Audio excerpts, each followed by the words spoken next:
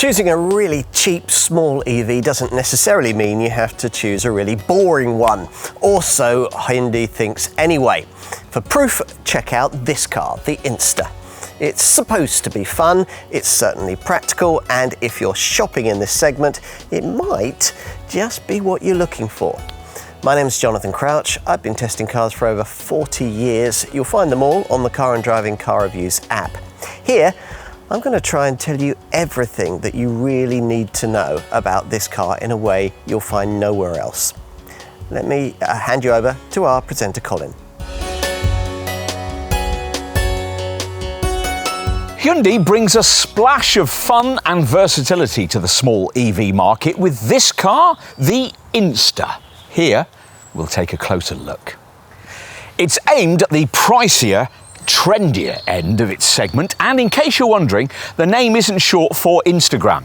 No, instead the Korean maker claims it's a mix of the words intimate and innovative. You might think it more logical for the brands who have once more used its familiar Ioniq tag, perhaps badging this car Ioniq 2. But apparently that nameplate's reserved for Hyundais with the group's advanced 800-volt EV platform, and there's nothing like that here. What this car actually should be called is the Casper, because a petrol-powered Korean market Hyundai of that name is what the Inster is actually based on. Though for this EV variant, an extra 180mm of length has been inserted into the wheelbase, which, as we'll see, is significant because the very young and very old customers being targeted here are getting a small EV more internally versatile than any of its rivals. Sounds interesting. Now, you can find out more about this kind of car by downloading the Car and Driving app, but if your interest is specifically in this Inster, you'll need to stay with us for the industry's most comprehensive review, the Car and Driving Road Test. You'd hope that a car looking like this might raise a smile in the way that it drives, but that's asking a lot given the heaviness that comes with EV propulsion. In this Hyundai's case, the 1,423 kilo curb weight figure is getting on for half a ton heavier than the brand's equivalent combustion model, the i10. Imagine the extra, originally coal-fire-sourced blast of energy that's necessary to push that extra bulk through the air. What's eco-centric about that? Answers on a postcard, please. Still, similarly hobbled rivals don't do much better, and a big advantage the Inster has over all of them is its extra narrowness, which you really appreciate on the crowded city streets that will be this Korean runabout's preferred habitat. Helped by its diminutive size, on the move you'll immediately notice that this Hyundai is nippy and agile, though response from the front-mounted motor isn't quite as peppy as you'll find with some rivals. Two versions of it are available, but both perform quite similarly. The standard range 42 kilowatt-hour model has 97 PS, which allows 62 miles an hour to be reached in 11.7 seconds. Or if you drive more sensibly, an official EV range of 203 miles to be approached on those occasions where you're in a lethargic mood. The alternative, which most customers will prefer, is the long-range 49 kilowatt-hour model we're trying here, which gains a supposedly perkier 115 PS version of the same motor.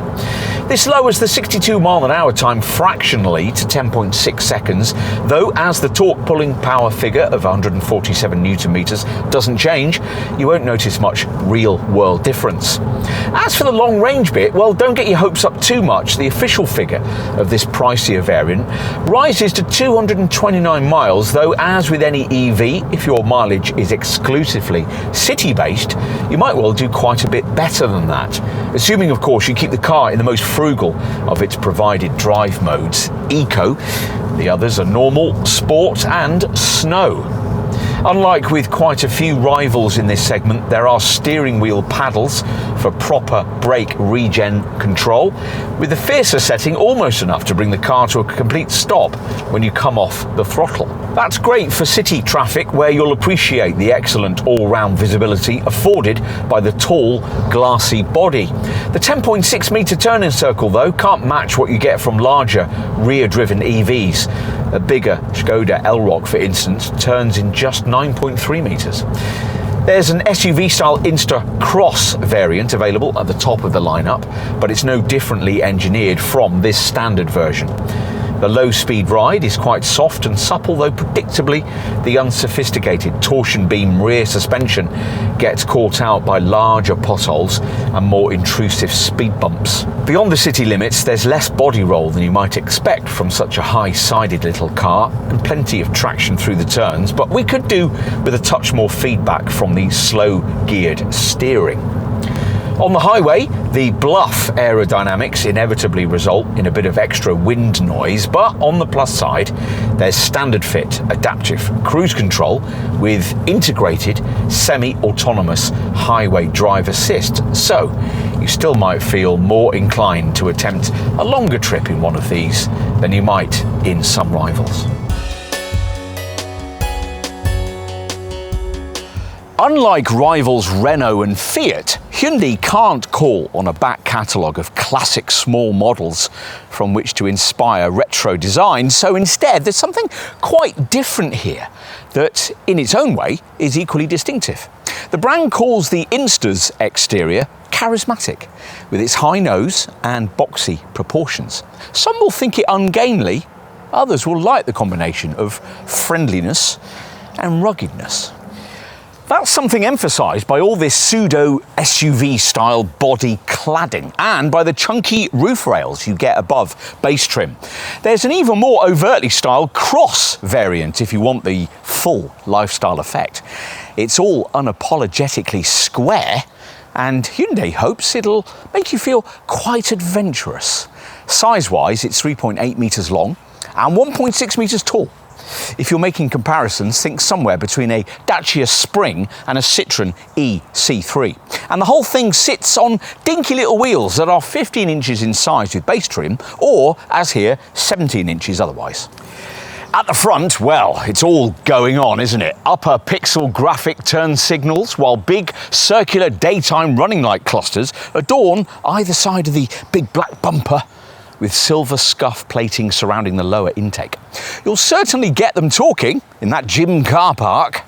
We gave you this car's length dimension earlier, which had to be extended by 230 millimetres from its Casper Korean market donor model to make the rear less cramped.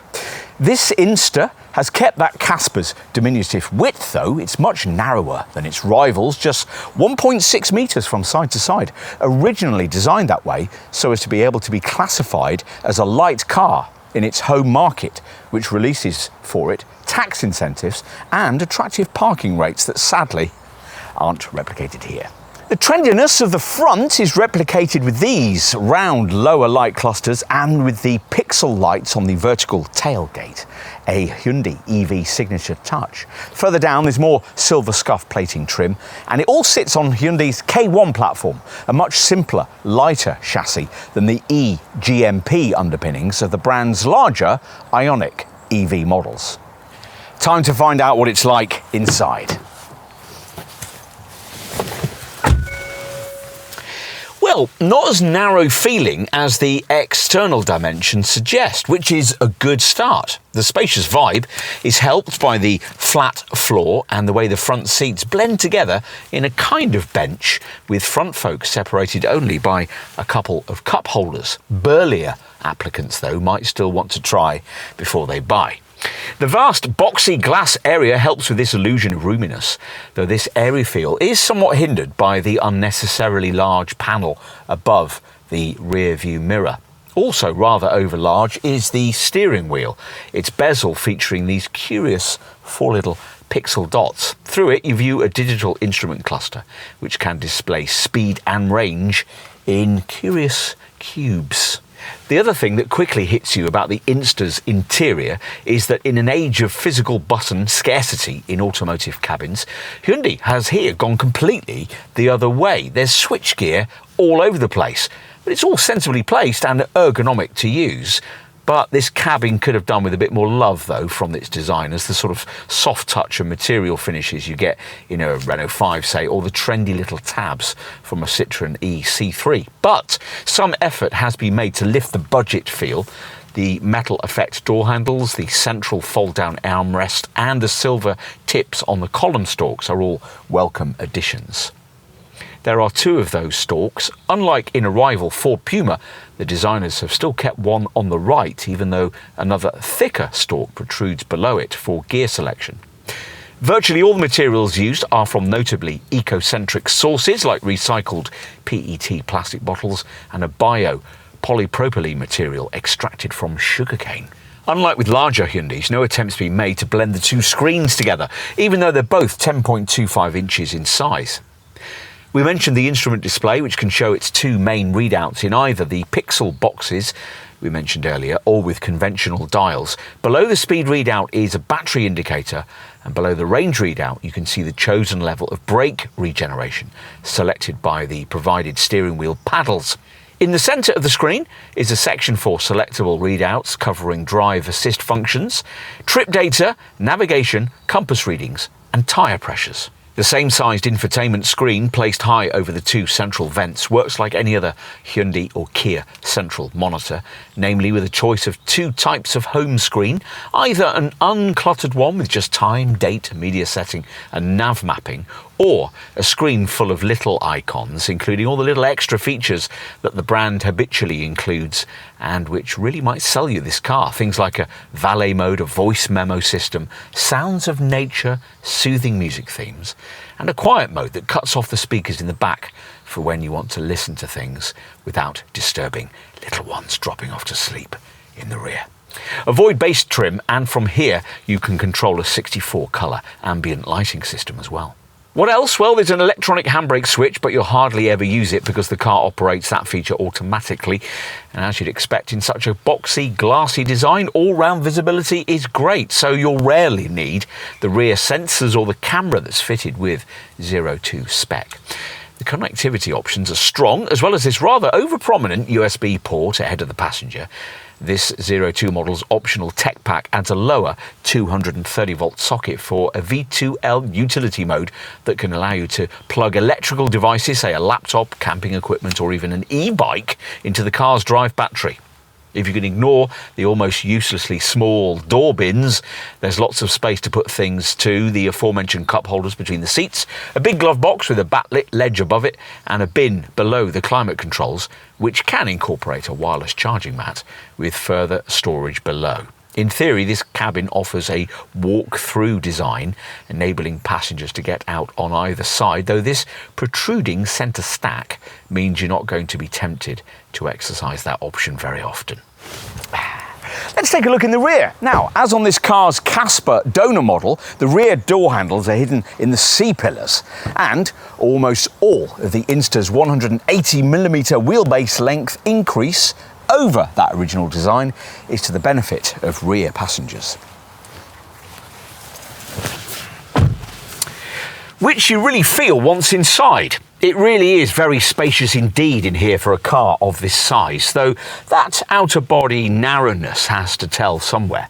Predictably, what it means here is the lack of a middle seatbelt, which might be restrictive if you habitually give other people's kids a lift home from school. The two folk who can fit, though, can be basketball-playing 6-foot adults if need be. And if you've avoided base trim and got yourself an Inster with this sliding bench, there's loads of legroom too. Plus, the backrest reclines right back. Lovely. As in the front, there's a completely flat floor, which is good, and uselessly sized door bins, which isn't. There are curious plus signs that adorn the door panels. There's just a single overhead coat hook, and this USB port is only fitted above base trim. There are no seat back pockets either, possibly because, cleverly, the front seats can be folded right flat. So if the passenger side seat is occupied up front, a rear passenger sat behind can fold that front seat right forward, use it as a footrest, and imagine that they're in a limo. Let's finish, as usual, with a look out back, where more curiosities await. A tiny parcel shelf linked by fabric panels attached by straps to the headrests, an arrangement necessary to accommodate that reclining backrest. Strange flat panels sit on the boot floor, beneath which there's loads of storage though, only because, like every other contender in this segment, Hyundai declines to offer any kind of spare wheel. There's a narrow compartment below that lower floor too. With the sliding rear bench fitted, luggage capacity obviously depends on the position of the seat ahead. Anything between 238 and 351 litres. Given the boxy shape, you might hope that the top figure would be class leading, but alas, it's not really. With the rear bench in the position you'll have it in most of the time, boot capacity isn't going to be much different to the 326 litre figure you'd get in a rival Renault 5. And the 574 litre figure of a Ford Puma Gen E gives you a boot that's nearly twice as big. And unlike that Ford, there's no under-bonnet frunk space. If you're not using the rear bench in your Inster, flattening it in its 50-50 split frees up as much as 1,059 litres of space. That's where these flat panels come in useful. You can turn them back to protect the rear seat backs from grime and dirt. Need to take really long items? Well, there's the further option of flattening the front passenger side seat. You can also flatten the driver's seat as well to create a kind of metal tent for camping, should you be so inclined.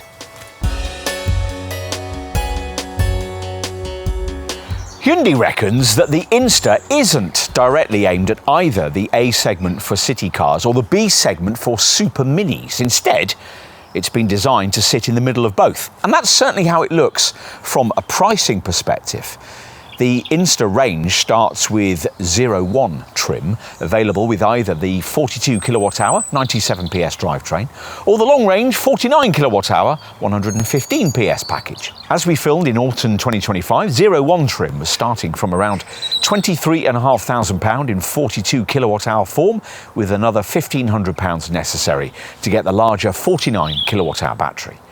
To get the clever sliding and reclining rear seat that's a signature feature of this Hyundai, you have to stretch to the plusher 02 trim level, and with that you have to have the bigger long-range battery. The combination of those two things pushes the Inster's price up quite a lot, to £26,755 as we filmed. Another £1,000 on top of that gets you the top SUV-themed Inster Cross model, also only offered with the 49 kilowatt-hour battery. These days, the small EV hatch segment has split into two parts. Cheapest of all, from around £15,000 or less, are budget brand models like the Dacia Spring and the Leapmotor T03. Only slightly pricier is the BYD Dolphin Surf. Stretch your budget up to just over the £20,000 mark and you start to get a bit more style for your money. There's the Fiat Grande Panda EV, and also two cars that, unlike this Hyundai, qualify for the £1,500 Band 2 part of the government's electric car grant, the Citroën E-C3 and the Renault 5 E-Tech Electric. Originally, Inster pricing was comparable with that Renault, but the grant has given the French brand a key advantage. Now, a better price comparison against this Hyundai can be made with the Renault 4 E-Tech Electric, which also qualifies for Band 2 of the government's grant, and as we filmed, was priced from just over £25,000, grant inclusive. That's about the same level as another BYD, the Dolphin, and only around £1,000 more than that would get you the much more powerful and rangier Ford Puma Gen E. Though that Ford's only that cheap because it qualifies for the top Band 1 £3,750 government grant. Push up towards the £27,000 budget necessary for this plusher 02 spec, and other rivals come into play like base versions of the Vauxhall Corsa Electric and the MG4.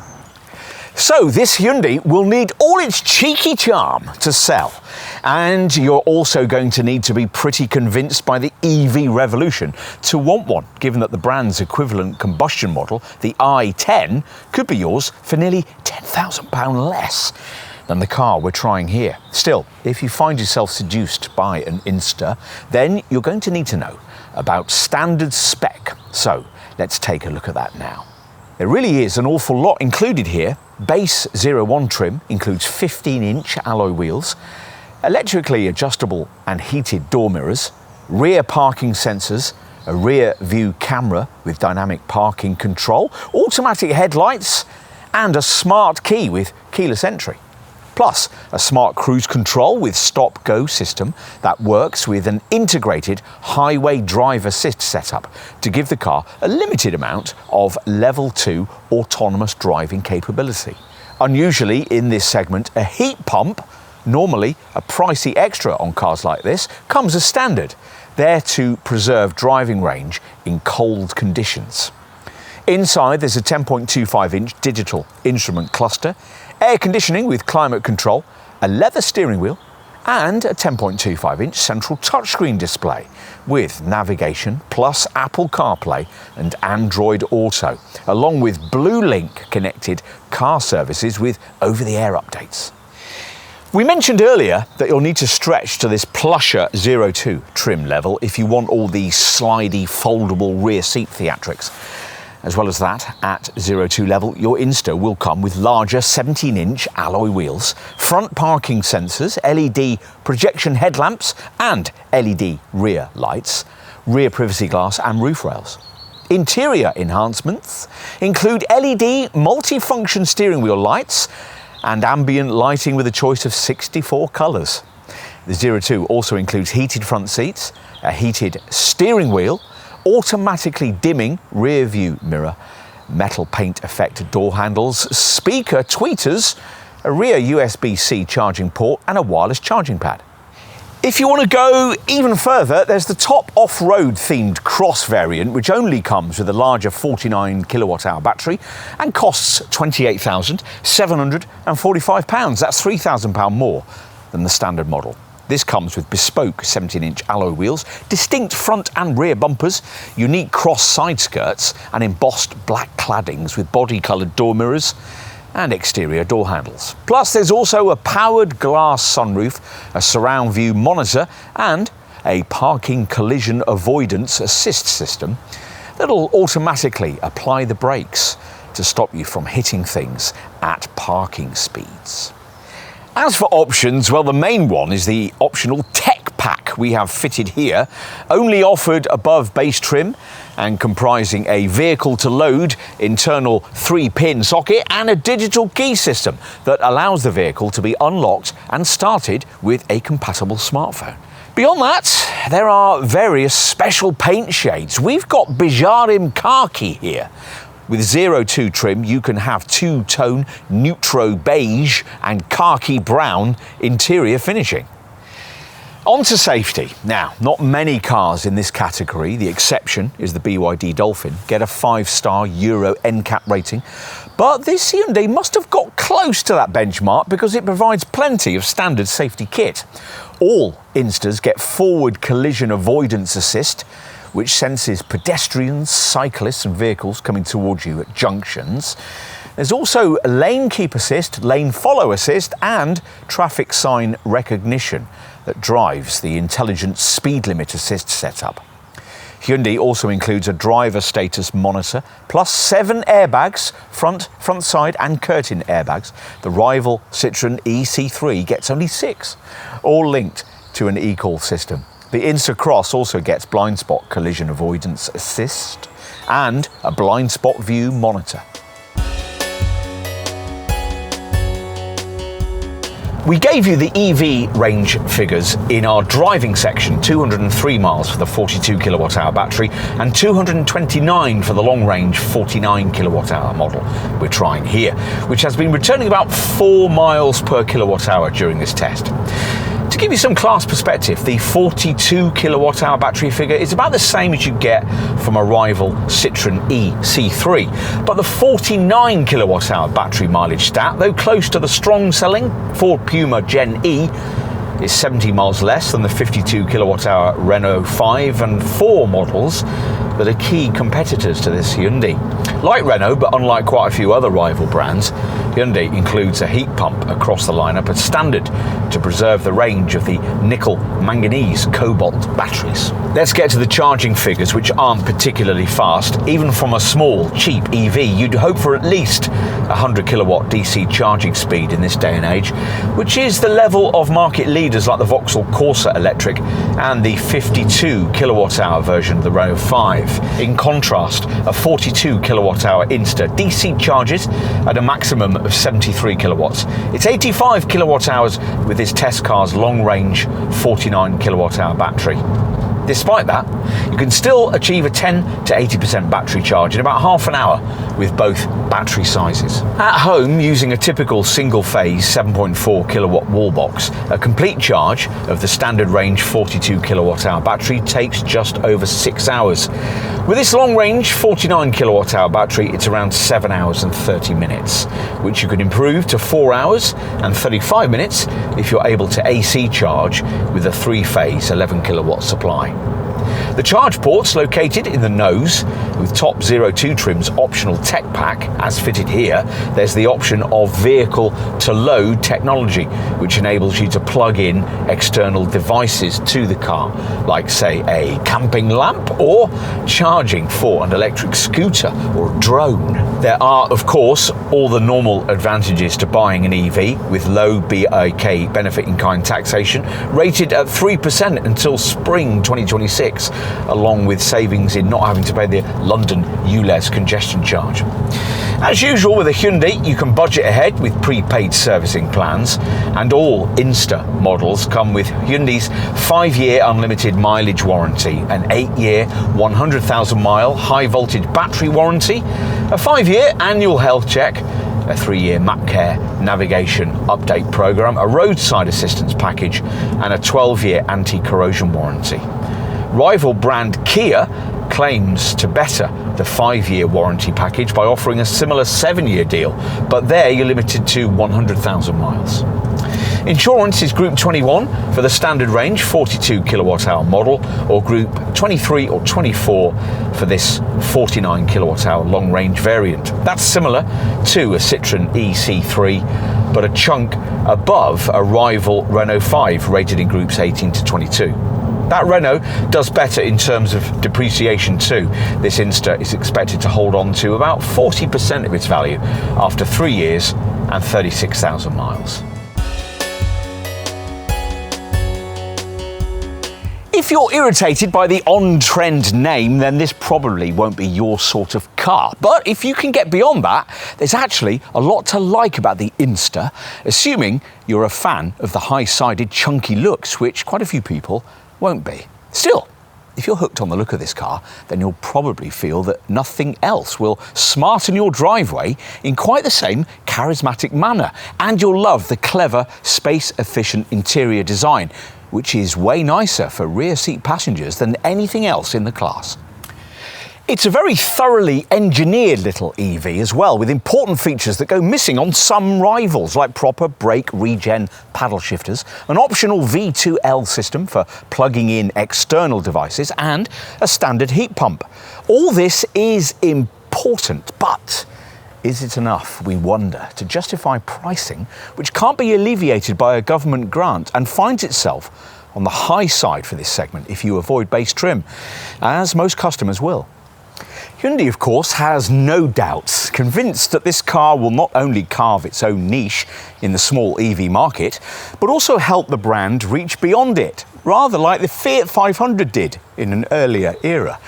The Inster might just do that. It certainly shows that a small electric car could be a slightly more interesting proposition than you might first have thought.